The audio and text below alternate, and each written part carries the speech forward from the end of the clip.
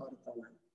సరే, మనం ఈ సందర్భంలో నిర్గమాకాండంలోని ముఖ్యమైన కొన్ని ప్రదేశాలు, నేను చాలా ఉన్నాయి, నేను కొన్ని మాత్రమే మనకున్నటువంటి సమయాభావాన్ని బట్టి నేను చెప్పడానికి ప్రయత్నిస్తాను.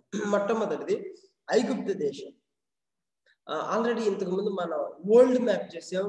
అలాగే ఇశ్రాయేల్ దేశాన్ని గురించి కూడా జాగ్రఫీ మనం చూసేటప్పుడు ఇది ఒక విధంగా కానాను దేశానికి చాలా ఏమన్నాలంటే ప్రక్కనే ఉండేటువంటి దేశం అన్నమాట. కానాను దేశానికి అంటే యెరూషలేము, అబ్రహాంకి దేవుడు ఏదైతే వాగ్దానం చేశాడో దానికి ఏమంటారంటే ఒక 11 రోజులు ప్రయాణం చేస్తే అక్కడికి వెళ్ళొచ్చు. ఏది?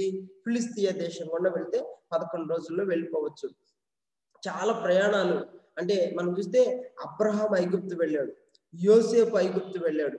ఆ తర్వాత ఈ ఐగుప్తు దేశాన్ని గురించిన చరిత్ర చూస్తే ఐగుప్తుకి కానానికి చాలా రిలేషన్ ఉంటుంది. దేవుడు అంటాడు అసలు మీరు ఐగుప్తు వెళ్ళొద్దు అని అంటాడు, కానీ వీళ్ళు చాలా సందర్భాల్లో ఐగుప్తుకి వెళ్తారు. ఇస్సాకుని అంటాడు నువ్వు ఐగుప్తుకి వెళ్ళొద్దు, ఈ గెరారులోనే ఉండు అని అంటే ఆయన మాత్రం ఐగుప్తుకి వెళ్లకుండా కరువు వచ్చినా కానీ అక్కడే ఉంటాడు. ఎందుకంటే అబ్రహాం అక్కడికి వెళ్ళి కొంత నష్టాన్ని కొని తెచ్చుకున్నాడు. కానీ యోసేపును మాత్రం దేవుడే పంపినట్టుగా మనం చూస్తాం. బికాజ్ దేవుడు అక్కడ ఒక గొప్ప ప్రణాళిక యోసేపు విషయంలోను ఇశ్రాయేలు విషయంలోను దేవుడు కలిగి ఉన్నాడు.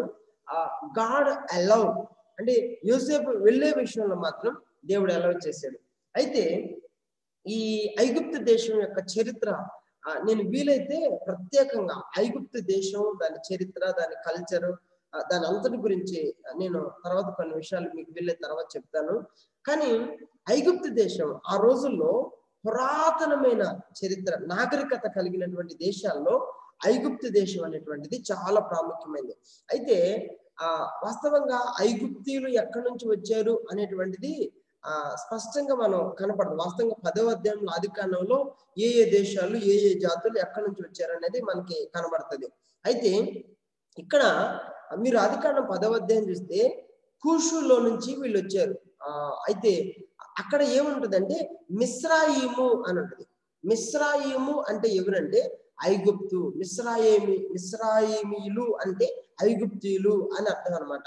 ఈ కూషులో నుంచి వచ్చిన సంతానం ఏం చేశారంటే ఇటు అంటే ఆఫ్రికా వైపుకి వచ్చారు. అంటే నేను ఇంతకు ముందు చెప్పాను ఒక్కొక్కరు ఒక్కొక్క భాగానికి డివైడ్ అయిపోయారు అని.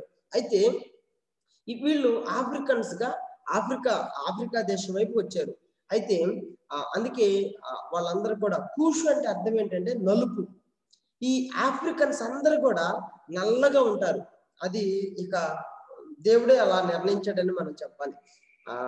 అయితే ఒకటి నలుపు అంటే అది అసహ్యమైంది అనేం కాదండి, కానీ వారు చాలా బలవంతులుగాను చాలా శక్తివంతులుగా మనం చూస్తాం. ఆఫ్రికన్స్ ఈ వాళ్ళ బలం విషయంలో వాళ్ళు చాలా రన్నింగ్ రేస్ లో కానీ చాలా వాటిలో కూడా పనిచేసే విషయంలో చాలా గొప్పవారు ఉంటారు.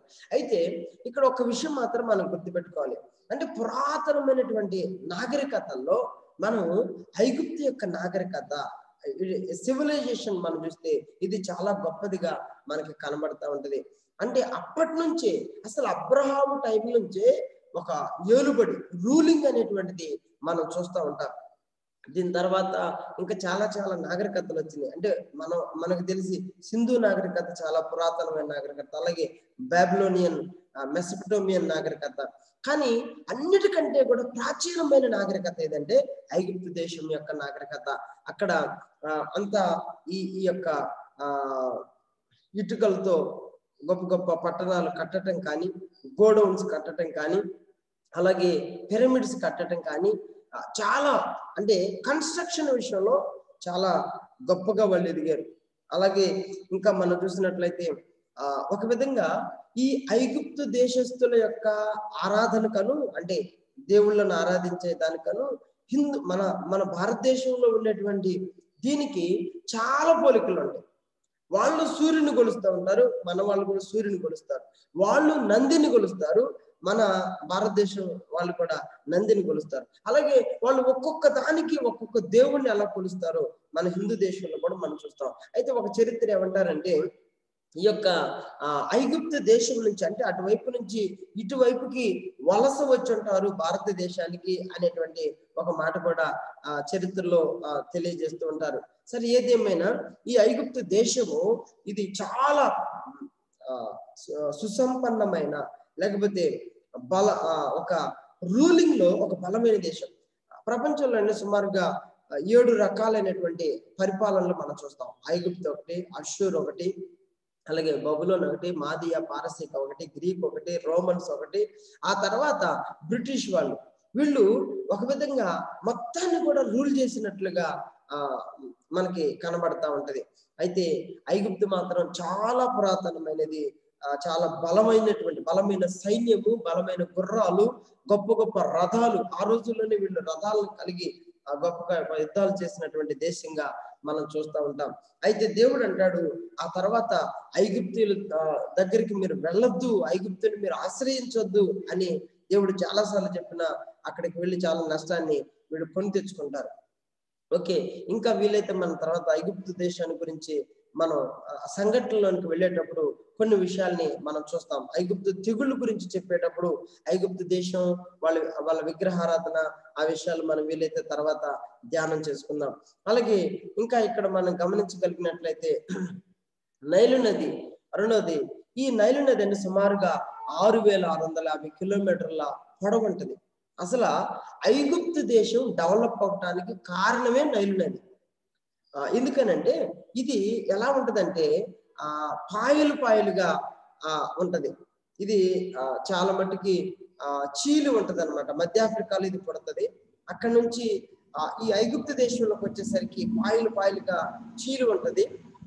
అందుకని వాస్తవంగా ఐగుప్తీయులు పంటలు పండించడానికి ఎక్కువగా వీళ్ళు కృషి చేస్తూ ఉంటారు. ఇశ్రాయేలీలేమో ఎక్కువగా ఈ పశువులు ఉన్నాయి చూసారా, వాటి విషయంలో వాళ్ళు ఎక్కువగా శ్రద్ధ చూపుతూ ఉంటారు. వీళ్ళకైతే వర్షాలు బాగుంటాయి. నైల్ నది వల్ల డెల్టా ప్రాంతం అంటారు, సముద్ర తీరానికి దగ్గర ఉంటది. ఇంకోటి ఏంటంటే ఈ నైలు నది ఐగుప్తు దేశం దగ్గరలోకి వచ్చేసరికి ఏమవుతుందంటే ఇది చీల్తది. నేను వీలైతే తర్వాత ఆ మ్యాప్ కూడా నేను మీకు చూపించడానికి ప్రయత్నం చేస్తాను. అయితే ఈ నైలు నదిని ఈ ఐగుప్తీయులు ఒక దేవతగా కూడా కొలుస్తారు. వాస్తవంగా నదులను దేవతలుగా కొలిచేటువంటి సాంప్రదాయం ఒకవేళ ఎక్కడి నుంచి వచ్చిందామో, మన దేశంలో కూడా నదులను దేవతలుగా కొలిసి 12 సంవత్సరాలకు ఒకసారి పుష్కరాలు చేసి పరిస్థితి మనం చూస్తూ ఉంటాం. ఒక్కొక్క నదిని ఒక్కొక్క దేవతగా కొలిచేటువంటి సందర్భం. అయితే ఇది చాలా శ్రేష్టమండి, ఎక్కువగా చాలా వేగంగా మారేటువంటి నదిగా మనం చూస్తూ ఉంటాం. తర్వాత గోషేను అనేటువంటి ప్రదేశం, ఈ ప్రదేశాన్ని మనం చూసినట్లయితే ఇక్కడ ఇశ్రాయేలీలు, నేను ఇంతకుముందు ఆదికాండంలో ఉన్నప్పుడు ఈ ప్రశ్న కూడా వేశాను, ఏంటంటే ఐగుప్తులో వీళ్ళు అక్కడ నివాసం చేశారు అనేటువంటి మాట మనం చూస్తూ ఉంటాం.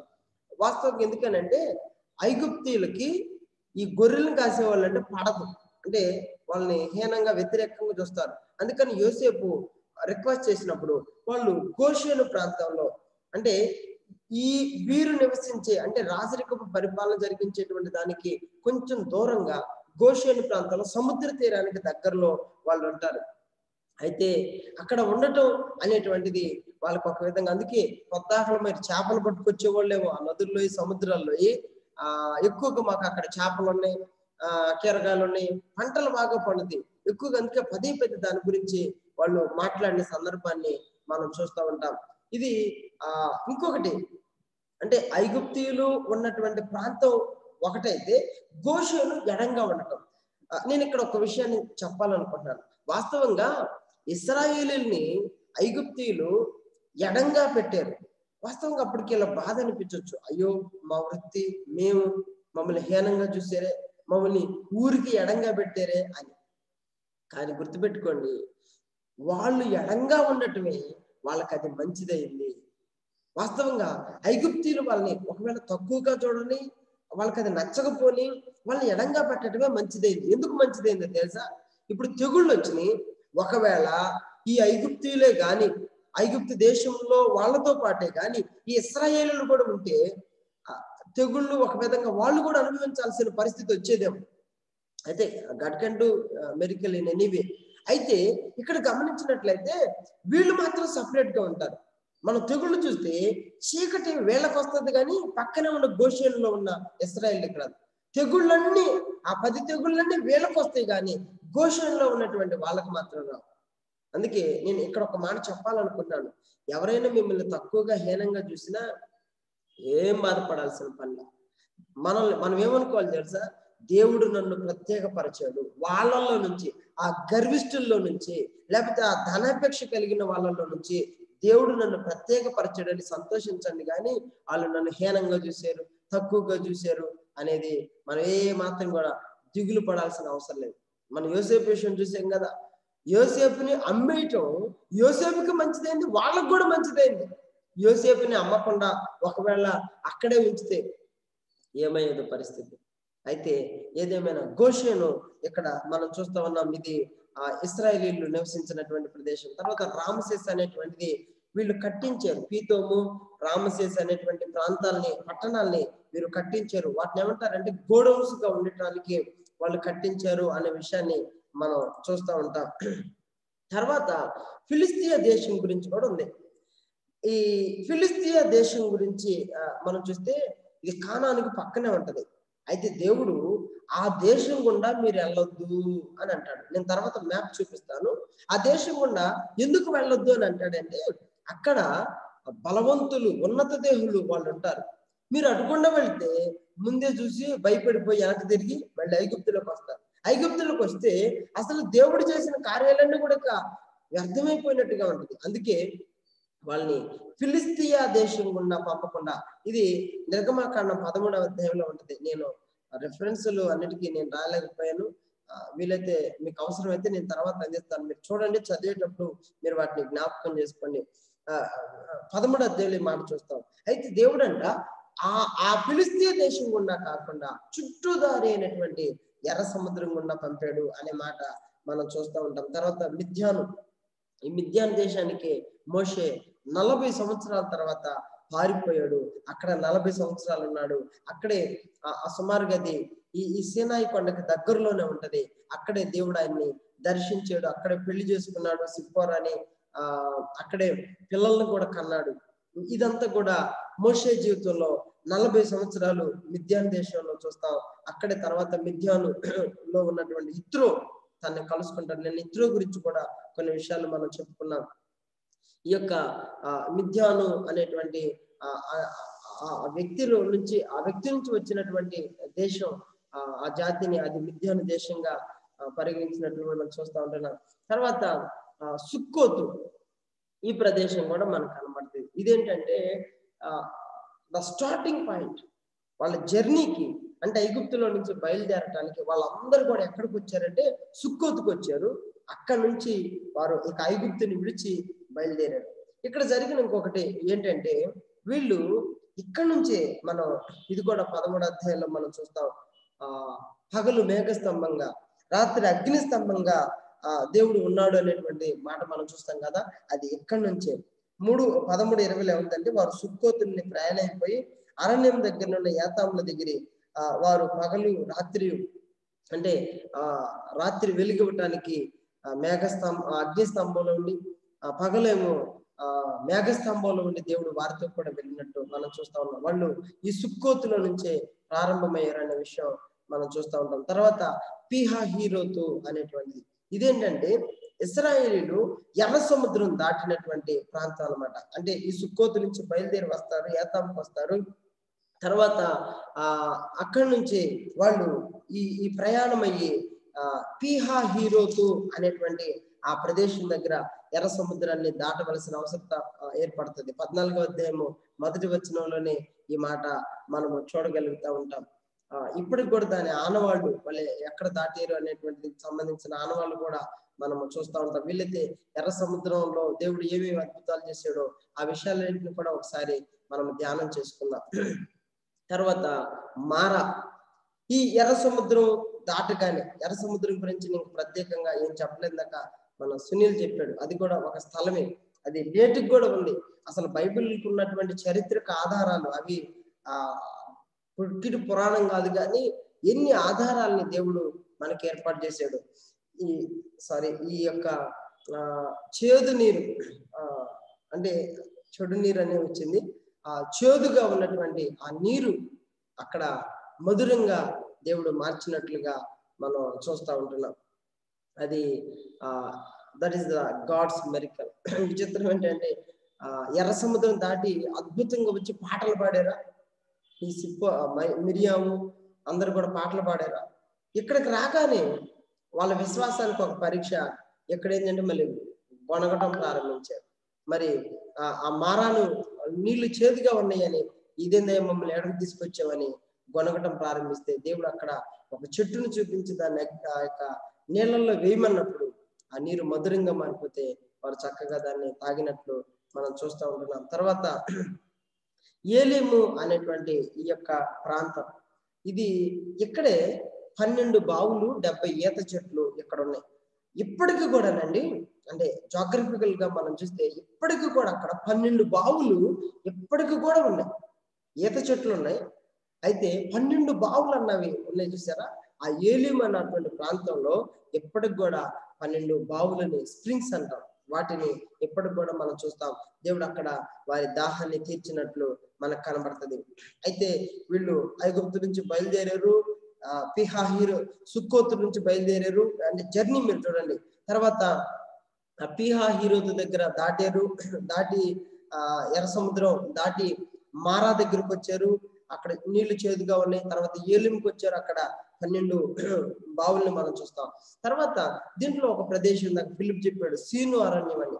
ఇది వాస్తవంగా తర్వాత మనం చూస్తే ప్రత్యక్ష గుడారాన్ని నిర్మించినటువంటి స్థలంగా, అంటే వారు ప్రయాణమైన తర్వాత ఆ ప్రత్యక్ష గుడారాన్ని నిర్మించినటువంటి స్థలంగా మనకి కనబడుతుంది. ఈ రెఫదీం అనేటువంటిది ఇది 17వ అధ్యాయంలో మనం చూస్తాం. ఇక్కడ 2 పనులు జరుగుతాయి. ఒకటి, బండలో నుంచి నీళ్లు రావటం అనేది మనం చూస్తాం. బండలో నుంచి బండను కొట్టమని చెప్తాడు కదా, అక్కడ ఈ రెఫదీంలో ఇక్కడ కూడా సనగటమే. 16వ అధ్యాయంలోనేమో ఆహారం కోసం సనుగుతారు, ఇక్కడేమో నీళ్ల కోసం సనుగుతారు. అయితే దేవుడు ఇక్కడ బండలో నుంచి నీళ్లను రప్పించి వారి దాహాన్ని తీర్చాడు. కొత్త నిబంధనలో ఉంటుంది ఆ బండ క్రీస్తే అని. నిజంగా ఆయన క్రీస్తు మన యొక్క దాహాన్ని తీర్చాడు. అయితే ఒకటే అండి, మనం దేవుని విషయంలో ఎప్పటికీ కూడా అసలు ఏమున్నా లేకపోయినా సొనగటం గొనగటం అనేటువంటిది పూర్తిగా మానుకోవాలి. అలా మానుకోకపోతే మన జీవితంలో మనం చాలా నష్టాన్ని ఎదుర్కొంటాం అనే విషయాన్ని ఇక్కడ మనం గమనించాలి. ఇక్కడ ఇంకొకటి ఏం జరిగిందంటే, ఈ రెఫదీంలో అమాలేకీలతో యుద్ధము, ఈ రెఫదీంలో ఉన్నప్పుడే అమాలేకీలతో యుద్ధం అనేటువంటిది కూడా జరిగినట్టు మనం చూస్తాం. ఆ యుద్ధంలో దేవుడు అద్భుతంగా విజయాన్ని ఇచ్చాడు. మోషే చేతులెత్తి ప్రార్థించినప్పుడు, చేతులెత్తినప్పుడల్లా వాళ్ళు జయం పొందారు, చేతులు దించినప్పుడల్లా వారు ఆ యొక్క ఓటమిని ఎదుర్కొన్న సందర్భం ఇక్కడ మనం చూస్తూ ఉంటాం. వీళ్ళు ఒక విధంగా అమాలేకులు ఇశ్రాయేలీని దొంగ దెబ్బతీయాలని వెనక్కుండా వచ్చారు. అయితే దేవుడు ఆ మాట గుర్తుపెట్టుకున్నాడు. తర్వాత సౌలుని వాళ్ళని నిర్మూలన చేయమని కూడా తెలియజేశాడు, కానీ ఆయన పూర్తిగా వినాశనం చేయాల. ఆ తర్వాత ఈ అమాలేకులు అన్న వాళ్ళు ఉంటానే వచ్చారు అనమాట. రెఫదీంలో జరిగిన ఈ 2 కార్యాలు మనం చూస్తాం. ఇంకా ప్రాముఖ్యంగా చూస్తే చివరిగా సీనాయి కొండ. వీళ్ళు ఇక్కడ నుంచి ఈ బయలుదేరి సీనాయి కొండ దగ్గర ఆగిపోతారు. ఆ సీనాయి కొండ దగ్గర మనం చూసినట్లయితే దేవుడు వాళ్ళకి ధర్మశాస్త్రాన్ని ఇచ్చాడు, ఆజ్ఞల్ని ఇచ్చాడు. మనం అంటే ఈ 18వ అధ్యాయం నుంచి కూడా చివరి వరకు కూడా నిర్గమకాండము, ఈవెన్ లేవియా కాండము కూడా, సంఖ్యాకాండము ప్రారంభం వరకు కూడా వీళ్ళు ఎక్కడున్నారు అని అంటే ఈ సీనాయి కొండ దగ్గరే ఉన్నారు. దేవుడు ఇక్కడ ఒక అద్భుతంగా ఆయన తన స్వరాన్ని వినిపించినట్టు ఆయన ప్రత్యక్షత అక్కడ మనం చూడగలుగుతూ ఉంటాం. దేవుడు వాళ్ళతో, మోషేతో ప్రత్యేక మాటలు, ఎవడు కూడా ఆ కొండను తాకొద్దని అన్నాడు. కానీ మోషే ఒక్కడనే రమ్మన్నప్పుడు, మోషే వెళ్ళినప్పుడు మోషేతో దేవుడు అనేకమైన సంగతులు, ప్రత్యక్ష గుడారాల గురించి, ఆయన ఆజ్ఞల గురించి, ధర్మశాస్త్రం గురించి, లేవీలకు ఇవ్వాల్సిన ఆజ్ఞ గురించి అన్ని కూడా మాట్లాడినట్లు మనం చూస్తూ ఉంటాం. అయితే ప్రాముఖ్యంగా ఈ యొక్క ప్రదేశాలని ఇక్కడ 2వ భాగంలో మారా, ఏలీము, తర్వాత ఏతాం, మజిలీలు చూస్తేనండి మనం అంటే ఓవరాల్ గా ఇజ్రాయెల్ యొక్క మజిలీలు చూస్తే 42 మజిలీలు ఉంటాయి. అంటే ఏంటంటే 42 చోట్ల వాళ్ళు ఆగారు. ఆగటం అనేది వాళ్ళ చేతుల్లో లేదు. ఆ మేఘం ఆగితే ఆగటం, మళ్ళీ వెళితే వెళ్ళటం. ఇలా దేవుడే వాళ్ళని మేఘములో ఉండి నడిపించినట్లుగా మనము చూస్తూ ఉంటున్నాం. అంటే ఈ ప్రయాణం మనం చూసినట్లయితే మనం కూడా ఆ పరిశుద్ధాత్మ నడిపింపుతో మనం ముందుకు వెళ్ళాలి. ఆయన ఆగమన్నప్పుడు ఆగాలి, వెళ్ళమన్నప్పుడు వెళ్ళాలి అనేటువంటి ఈ విషయం ఇది మనకు తెలియజేస్తా ఉంది. ప్రత్యేకంగా ఇక్కడ చాలా రోజులు గడిచిపోయినాయి. ఇక్కడే విసుగు చెంది మనం చూస్తే వాళ్ళు ఇక మోషే అనేవాడు ఏమైపోయాడు మాకు తెలియదని విగ్రహారాధన చేయడం కూడా ఇక్కడే ప్రారంభించారు. అయితే ఇది సీనాయి కొండగా మనం చూస్తా ఉన్నాం. These are the places about the Egypt are the journey from Egypt to Canaan. ఐగుప్తు నుంచి వారు ప్రయాణం చేసేటువంటి స్థలంలో ఇవి ప్రాముఖ్యంగా మనం చూస్తూ ఉంటున్నాం. అలాగే నేను జస్ట్ ఒకసారి జర్నీ నేను మీకు తెలియజేస్తాను. జస్ట్ మీరు చూడండి.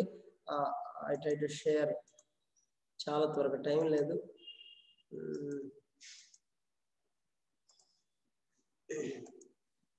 ఇది ఇదిగోండి బొమ్మలో చూడండి. అందరూ చూస్తా అంటేనే మీకు కొంచెం అర్థం అవుతుంది. ఇది ఐగుప్తు దేశం. అయితే ఇదిగో రామసేస్ అనే పట్టణం ఇక్కడ కట్టించారు. తర్వాత ఇది గోషేను. ఇందాక చెప్పాను కదా వేరుగా వాళ్ళు ఉన్నారు అనేది. ఇది ఈ పైది ఇదంతా కూడా బ్లూదండి, మధ్యధరా సముద్రం.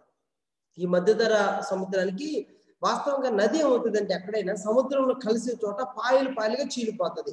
ఇక్కడ చాలా పాయల్ని మనం చూస్తాం. ఇది నైల్ నది డెల్టా ప్రదేశం అన్నమాట. అందుకే వీళ్ళకి ఎక్కువగా ఈ చేపలు ఈ అంతా కూడా బాగా పంటలు పండి అక్కడ కీరకాయలు ఉన్నాయి, దోసకాయలు ఉన్నాయి, ఉల్లిపాయలు ఉన్నాయి అని ఇలాంటి మాటలు మాట్లాడేది. అయితే ఇక్కడ నుంచి మొత్తానికి దేవుడు అద్భుతం చేసిన తర్వాత ఇక్కడ నుంచి సుక్కోత్ అని చెప్పి సరే this is the starting point, వాళ్ళ జర్నీకి స్టార్టింగ్ పాయింట్. తర్వాత అక్కడ నుంచి ఇది పీతోమ్ అనేటువంటి పట్టణం, పీతోమ్ రామ్సేస్ దాకా మనం చూస్తాం. తర్వాత పీహా హీరోతు అనేటువంటి దగ్గరికి వస్తారు. ఈ మధ్యలోనే ఏలిము కూడా మనకి కనబడుతుంది. అక్కడ 12 బావులు 70 ఈత చెట్లు ఉంటాయి అనే మాట మనం విన్నాం. ఇక్కడ ఇది ఎర్ర సముద్రం. ఇక్కడ దాడతారు. ఇక్కడ దాటి ఈ ఎర్ర సముద్రం దాటి కొంత దూరం ప్రయాణం చేసి సారీ ఇందాక ఏలిం ఇక్కడ కింద ఉంది.